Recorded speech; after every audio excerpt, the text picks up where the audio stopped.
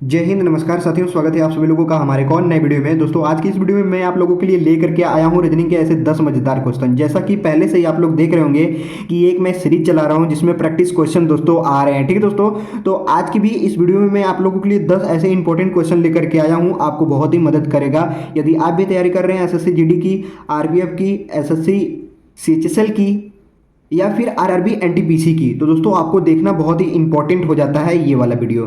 तो चलिए ज़्यादा देर न करते हुए वीडियो को शुरू करते हैं। प्यारे दोस्तों, सबसे पहला सवाल निकल करके आ जाता है आपके स्क्रीन पे, ये रहा। ठीक है, निम्नलिखित विकल्पों में से संबंधित संख्या को चुनिए। यहाँ पे हम लोगों को एक रिलेशन वाला सवाल दिया गया है दोस्तों, जैसा कि इसको बोलते हैं नंबर एनोलॉजी का सवाल। ठीक है दोस्तों, तो इस नंबर एनोलॉजी के सवाल में हम लोग जानेंगे कि आखिर यहाँ पे 16 और यहाँ पे क्या कैसे आएगा। आप समझ रहे हैं मैं क्या कहना चाहता हूँ दोस्तों। और नंबर एनोलॉजी के सवाल 3 प्रकार के होते हैं, आपको मैं पहला बता देना चाहता हूँ। ये नंबर्स के होते हैं, ठीक है, पहला ये नंबर्स के होते हैं, दूसरा अल्फाबेट्स के होते हैं और तीसरा होता है शब्द का। ठीक है दोस्तों, पहला नंबर का, दूसरा अल्फाबेट का और तीसरा होता है शब्द का। और इसी तीनों चीज़ों को हम लोगों को बहुत ही अच्छे तरीके से पढ़ने पड़ते हैं। तो चलिए समझते हैं इस सवाल को कि आखिर इसमें क्या करना पड़ रहा है। दोस्तों इसमें जो लॉजिक लगाना पड़ेगा वो लॉजिक कुछ इस प्रकार से है कि दोस्तों यहाँ पे आप लोग देख सकते हैं 925 है तो यहाँ पे एक छोटी संख्या है, यहाँ पे 830 है तो यहाँ पे भी एक छोटी संख्या आएगी। तो दोस्तों यहाँ पे क्या आएगी मुझे आप कमेंट करके बताइएगा। तो चलिए जो मैं लॉजिक लगाने वाला हूँ कुछ इस प्रकार से है कि ये 9 है, ये 2 है, तो इसको हम लोग क्या कर देंगे, जोड़ देंगे। ठीक है, और ये 5 को भी हम लोग जोड़ देंगे। बराबर कितना आ गया देख लीजिए, 9 2 11 5 16। यहाँ पे 16 आ गया जोड़ने पर, तो ये रहा हमारा 16। तो उसी प्रकार से हम लोग कर लेंगे इसको, 8 + 3 + 0 बराबर कितना हो जाएगा, 11 हो जाएगा। तो क्वेश्चन मार्क की जगह पे हम लोग का कितना आ जाएगा, 11 आ जाएगा दोस्तों। Option number D 11 is the correct answer हो जाएगा। उम्मीद है पहला सवाल समझ में आया होगा। अब चलिए देखते हैं दूसरे सवाल को।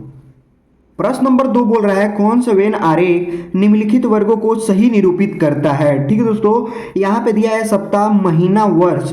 और ये सप्ताह, महीना, वर्ष का ऐसा हम लोगों को डायग्राम बनाना है जो कि ये कह रहा है। ठीक है, अपने से नहीं बनाना है, जो ये कहेगा वही बनाना है। ठीक है दोस्तों, तो समझिए ये सप्ताह क्या है, सप्ताह वीक है, मंथ यानी महीना, ईयर यानी वर्ष। ठीक है, तो बताइए ये सप्ताह महीना के अंदर आता है या फिर सप्ताह के अंदर महीना आता है। इन तीनों का रिलेशन हम लोगों को देखना है। ठीक है दोस्तों, इन तीनों का रिलेशन क्या बन रहा है इसके बेसिस पे हम लोग डायग्राम को बनाएंगे। तो ये देखिए वीक है ना, यानी सप्ताह है, तो ये सप्ताह का हम लोगों ने डायग्राम बना लिया। ठीक है, अभी महीना है तो महीना बताइए सप्ताह के अंदर आता है कि महीना में सप्ताह आता है।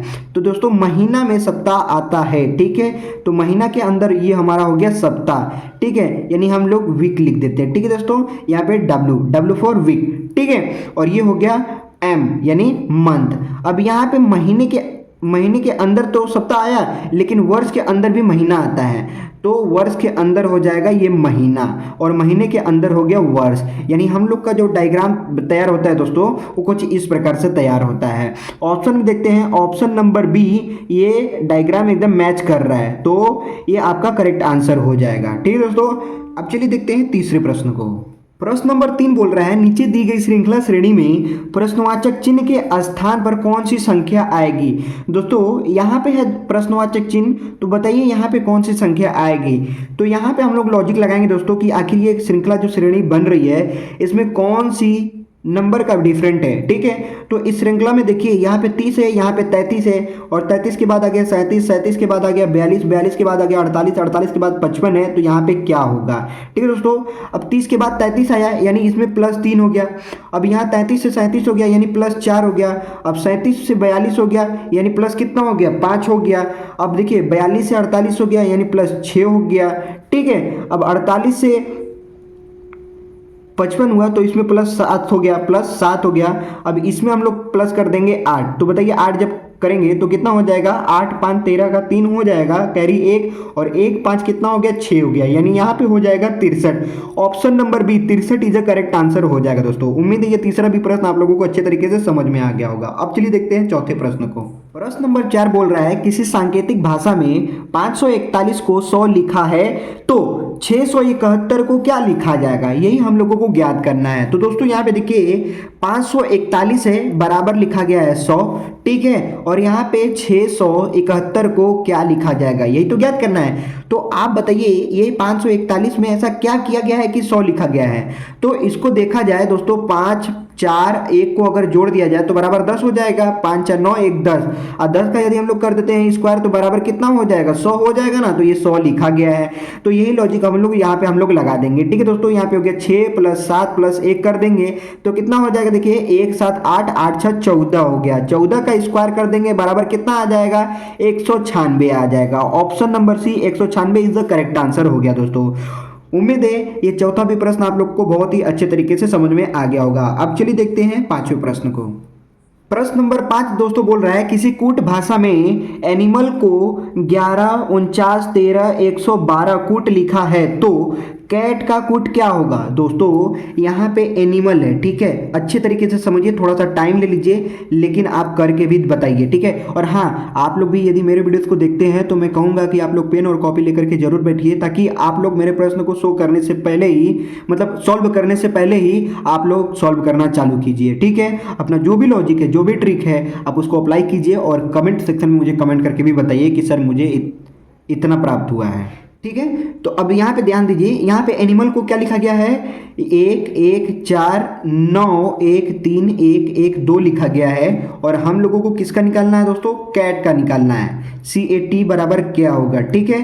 तो आप लोग इस नंबर को देख करके क्या समझ रहे हैं, आप लोग इस नंबर को देखिए और समझ जाइएगा बहुत ही अच्छे तरीके से। यहाँ पे A है ना, तो A का 1 लिखा गया है, N का लिखा गया 14, I का लिखा गया है 9, M का लिखा गया 13, A का लिखा गया 1, L का लिखा गया 12। समझ में आया आप लोगों को। तो यही लॉजिक हम लोग यहाँ पे लगा देंगे। C का कितना होता है, C का होता है 3, A का कितना होता है, तो A का होता है 1, और T का कितना होता है, तो T का होता है 20। ये हो गया 31 20। Option number D 31 20 is A correct answer हो जाएगा दोस्तों प्रश्न नंबर 5 का।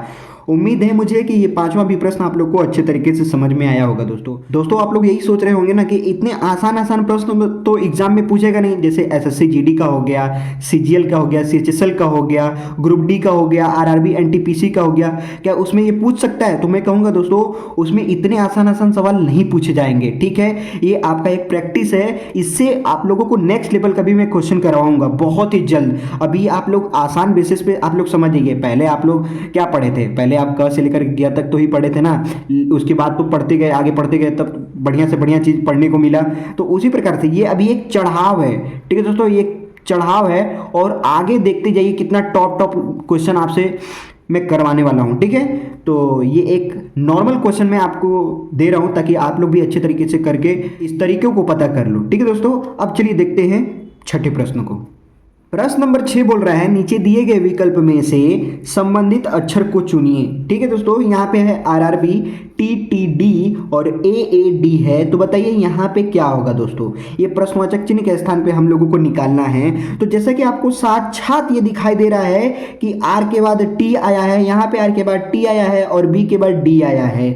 यानी क्या किया गया है, इसमें +2 लिखा गया है, इसमें भी +2 किया गया है, इसमें भी प्लस क्या किया गया है, 2 कर दिया गया है। यानी R से 2 कदम आगे T आता है, R से 2 कदम आगे T आता है, B के 2 कदम बाद T आता है। तो उसी प्रकार से हम लोग 2-2 कदम आगे चले जाएंगे। तो A का 2 कदम क्या हो जाएगा, C हो जाएगा। A का 2 कदम क्या हो जाएगा, C हो जाएगा। और D का क्या हो जाएगा, F हो जाएगा। क्या हो जाएगा दोस्तों, F हो जाएगा। तो बताइए यहाँ पे आपका C और F निकल करके आया है कि नहीं आया है, मुझे कमेंट करके जरूर बताइएगा, ठीक है। तो ऑप्शन नंबर B C और F is A correct answer हो जाएगा दोस्तों। उम्मीद है ये छठवां भी प्रश्न आप लोग को बहुत ही आसान लगा होगा दोस्तों। टेक्स्ट समझते जाइए, लॉजिक लगाते जाइए और आगे बढ़ते जाइए। अब चलिए देखते हैं सातवें प्रश्न को। प्रश्न नंबर 7 दोस्तों बहुत ही जबरदस्त प्रश्न है। कैसे जबरदस्त है चलिए हम लोग देखते हैं। यहाँ पे बोल रहा है, यदि AB बराबर 27 तथा BC बराबर 125 और CD बराबर 343 लिखा है तो बताइए कि ABDB बराबर कितना होगा, ठीक है दोस्तों। ये संख्या में ही आंसर आएगा। तो हम लोग यहाँ पे जान चुके हैं कि AB बराबर 27 आया है, BC बराबर 125 आया है और CD बराबर 343 आया है। तो निकालना है ABDB बराबर। तो अब मुझे बताइए कि ये AB बराबर 27 कैसे आया। यदि हम लोग यहाँ पे लॉजिक लगाएं कि A का वैल्यू कितना होता है, प्लेस वैल्यू 1, और B का प्लेस वैल्यू कितना होता है, 2 होता है, और इन दोनों को जोड़ दिया गया तो 3 हो गया, 3 का कर दिया क्यूब तो बराबर हो गया 27, ठीक है। इस प्रकार का लॉजिक लगाया जा रहा है दोस्तों। यहाँ पे आप लोग देख रहे हैं ना कितने नेक्स्ट लेवल का लगाया जा रहा है। तो इस प्रकार से लगा करके ला दिया गया 27। अब इसको भी देख लेते हैं यही लॉजिक लगा करके, यदि आएगा तो सही है, नहीं आए तो हम लोग दूसरा लॉजिक लगाएंगे। अब यहाँ पे B और +C बराबर 125 है, ठीक है। तो तो बी का कितना होता है 2 होता है और सी का कितना होता है 3 होता है। तो 2 + 3 बराबर हो गया 5 और 5 का क्यूब कर दिए तो 125 आ गया, यानी ये सही है। तो दोस्तों इसको करने की कोई जरूरत नहीं, डायरेक्ट आप इसको कीजिए। ए का कितना होता है दोस्तों लिखते जाइए, ठीक है, टाइम बहुत ही कम रहता है। ए का कितना होता है तो ए का होता है 1 और बी का कितना होता है 2, डी का होता है 4, बी का होता है 2। जोड़ लीजिए सबको, 1 2 3 3 4 कितना होता है 7 और 7 + 2 बराबर 9 होता है। और 9 का हम लोग कर देंगे क्यूब, तो 9 का क्यूब करेंगे दोस्तों तो कितना आ जाएगा 729 आ जाएगा। कितना आ जाएगा 729। Option number C 729 is correct answer हो जाएगा दोस्तों। उम्मीद है ये 7वां प्रश्न आप लोग को बहुत ही अच्छे तरीके से समझ में आया होगा। अब चलिए देखते हैं 8वें प्रश्न को। प्रश्न नंबर 8 बोल रहा है दोस्तों, एक पंक्ति में शिवानी का स्थान दोनों ओर से 23वां है, तो बताइए पंक्ति में कुल कितने व्यक्ति हैं। पंक्ति में व्यक्तियों की संख्या हम लोगों को ज्ञात करना है। यहाँ पे लिखा है दोनों ओर से 23वां स्थान, तो दोस्तों इधर से भी गिना जा रहा है तो भी कौन स्थान है 23वां स्थान है, और इधर से भी गिना जा रहा है तो भी कौन स्थान है 23वां स्थान है। तो आप बताइए कि इसमें टोटल कितने लोग हैं और इसमें टोटल कितने लोग हैं, इन दोनों को जोड़ करके बताइए कि कुल कितने व्यक्ति हैं। तो दोस्तों 23 इधर 23 इधर, 23 + 23 बराबर हो गया 26, यानी अगर इधर से गिन रहे हैं तो इधर हो गया 22 और 23वां स्थान किसका हो गया शिवानी का हो गया। यदि इधर से गिनेंगे तो इधर कितना हो गया 22 और 23वां स्थान किसका हो गया इसका हो गया, ठीक है। तो 23 इधर हो गए 23 इधर हो गए, 23 + 23 बराबर कितने हो जाए 26 हो गए शिवानी को लेकर के, ठीक है। यदि 23 और +23 कर दिया गया है तो बराबर कितना हो गया 46 हो गया, और शिवानी का हम लोग क्या कर देंगे माइनस कर देंगे, यानी कि वो भी तो काउंट हो रही है ना, इसलिए हम लोग क्या कर देंगे उसको माइनस कर देंगे तो बराबर कितना आ जाएगा 45। यानी उस लाइन में टोटल देखा जा रहा है दोनों पंक्ति में मिला करके टोटल होते हैं 45, यानी टोटल व्यक्तियों की संख्या हो जाएगी 45। Option number B 45 is the correct answer हो जाएगा दोस्तों। उम्मीद है ये 8वां भी प्रश्न आप लोग को अच्छे तरीके से समझ में आ गया होगा। अब चलिए देखते हैं 9वें प्रश्न को। प्रश्न नंबर 9 बोल रहा है, एक बॉक्स में ABCD 4 धातु को रखा गया है, जिसमें से A B से भारी है और B C से भारी है और A सबसे भारी नहीं है, ठीक है। बताइए सबसे भारी कौन है। तो दोस्तों जब भी ऐसे सवाल आपसे पूछे तो बस इतना याद रखिए कि एक ग्राफ के माध्यम से इसको बनाना है। ब्लड रिलेशन का भी सवाल दोस्तों एक ग्राफ के माध्यम से ही मैं बताया हूं आपको सॉल्व कराना, ठीक है। तो चलिए ये देखिए A B C D ये 4 प्रकार के क्या है धातु हैं, और इस धातु को एक बॉक्स में रखा जाता है, ठीक है। एक बॉक्स में ये 4 प्रकार की धातु को रखा गया है। तो बताइए यहाँ पे बोल रहा है जिसमें से A B से भारी है, A B से भारी है, यानी ये देखिए आप लोग अच्छे तरीके से समझते जाइएगा। देखिए A है ये भारी है किससे B से भारी है, ठीक है, B से भारी है, और B C से भारी है, यानी C से भारी कौन हो गया C से भारी हो गया B। यहीं पे तो बोल रहा है B C से भारी है, यानी C को क्या कर दिया हम लोग छोटा कर दिए। अब आगे बोल रहा है और A सबसे भारी नहीं है, A सबसे भारी नहीं है, बताइए इसमें से सबसे भारी कौन है, ठीक है। अभी तो हम लोगों ने ABC का बना लिया ग्राफ, लेकिन बच क्या गया D। तो D हो गया क्या दोस्तों D हो गया सबसे भारी, क्योंकि यहाँ पे लास्ट में क्या बोल रहा है A सबसे भारी नहीं है। यहाँ पे अब तक तो सबसे भारी दिखाई दे रहा था, इसको हम लोग ऐसे अगर ढक लिए तो अब तक क्या A सबसे भारी दिखाई दे रहा है, लेकिन यहाँ पे तो बोल रहा है A सबसे भारी नहीं है। तो इसका मतलब जो हम लोग का बचा वही सबसे क्या हो जाएगा भारी हो जाएगा। तो D हम लोग का क्या हो गया दोस्तों सबसे भारी हो गया। तो option number D is a correct answer हो जाएगा दोस्तों डी।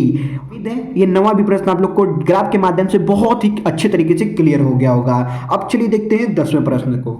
प्रश्न नंबर 10 बोल रहा है, विशाल एक लड़की की ओर इशारा करते हुए कहा कि वह मेरे दादाजी के एकमात्र पुत्र की बहू है, बताइए वह लड़की विशाल से किस प्रकार संबंधित है। दोस्तों ये है ब्लड रिलेशन का सवाल, और ये ब्लड रिलेशन का सवाल भी आपको एक ग्राफ के माध्यम से मैं बताने वाला हूं, तो यहाँ पे ध्यान दीजिएगा दोस्तों। ये है 200 प्रश्न और ये आखिरी प्रश्न है, ठीक है। तो यहाँ पे ध्यान देना आपको बनता है, और हाँ आप लोग मुझे कमेंट करके भी बताएंगे कि इसका आंसर आप लोग क्या लाए हैं।